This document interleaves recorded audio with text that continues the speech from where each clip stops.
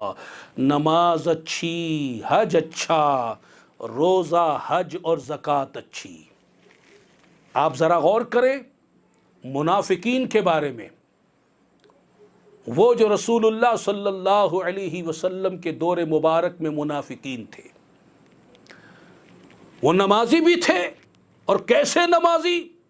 مسجد نبوی شریف میں نماز پڑھتے تھے، اور رسول اللہ صلی اللہ علیہ وسلم امام المرسلین کے پیچھے نماز پڑھتے تھے، اور داڑھی بھی رکھی ہوئی تھی۔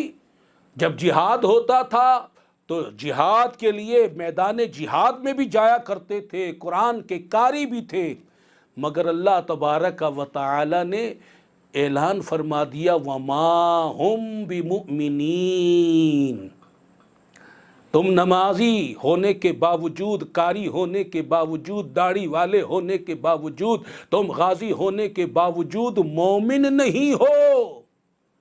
کیا بات ہے کہ انہوں نے بظاہر حلیہ تو مسلمانوں والا اپنا رکھا ہے، قرآن کہہ رہا ہے کہ وہ مومن نہیں ہے، حلیہ مومنوں والا ہے۔ پتہ چلا صرف حلیے کو نہیں دیکھا جاتا، صرف داڑھی کو نہیں، امامے کو نہیں دیکھا جاتا، صرف نام کے مسلمان کو نہیں دیکھا جاتا، محض یہ نہیں دیکھا جاتا کہ یہ مولوی ہے، یہ عالم ہے، یہ پیر ہے، یہ محدث ہے، یہ مفسر ہے، یہ فلاں ہے، یہ فلاں ہے، یہ فلاں ہے، یہ نہیں دیکھا جاتا۔ ذرا دیکھو تو صحیح اس معاملے میں دیکھا کیا جاتا ہے۔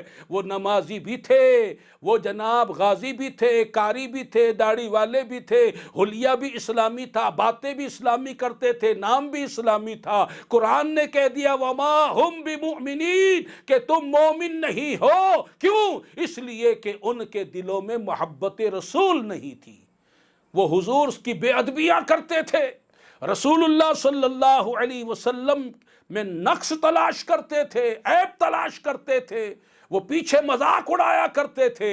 ان کے دلوں میں حضور کی عقیدت نہیں تھی، عشق نہیں تھا، محبت نہیں تھی۔ تو بندہ لاکھ نمازی ہو، لاکھ حاجی ہو، لاکھ غازی ہو، لاکھ عبادت گزار ہو، شب بیدار ہو، تہجد گزار ہو، لیکن اگر اس کے دل میں محبت رسول نہیں ہے، ادب رسول نہیں ہے، عشق رسول نہیں ہے، تعظیم رسول نہیں ہے، تو اس کو پلے کچھ بھی نہیں ہے۔ یہ ساری عبادت جو ہے اس کے منہ پر دے باری جائے گی۔ شیطان اتنا بڑا عبادت گزار تھا، اللہ کے نبی حضرت آدم علیہ السلام کی بے ادبی کی، پھر ہوا کیا؟ وہ ساری عبادت اس کے منہ پر ماری گئی، اس کو پھر ملعون مردود قرار دے دیا گیا۔ تو لہٰذا نبی کی بے ادبی جب کوئی کرتا ہے، توہین کرتا ہے، گستاخی کرتا ہے، تو نہ اس کی نمازیں کام آتی، نہ اس کے روزے کام آتے، نہ اس کی علمیت کام آتی، نہ اس کا محدث ہونا، مفسر ہونا، پیر ہونا، مولوی ہونا، خطیب ہونا، وہ بڑے ترے والا کیوں نہ ہو، بڑی شہرت والا کیوں نہ ہو، وہ بڑے بڑے مدرسوں والا کیوں نہ ہو، وہ کچھ بھی کام نہیں آتا۔ معیار جو ہے وہ ترہ نہیں، داڑھی نہیں، امامہ نہیں، یہ محدث ہونا، مفسر ہونا نہیں، معیار جو ہے ایمان کا وہ محبت رسول ہے۔ لا ایمان لمن لا محبت اللہ۔ نماز اچھی، حج اچھا، روزہ اچھا، زکوٰۃ اچھی، مگر میں باوجود اس کے مسلمان ہو نہیں سکتا، نہ جب تک کٹ مروں میں خواجہ بطحا کی عزت پر خدا شاہد ہے کامل میرا ایمان ہو نہیں سکتا۔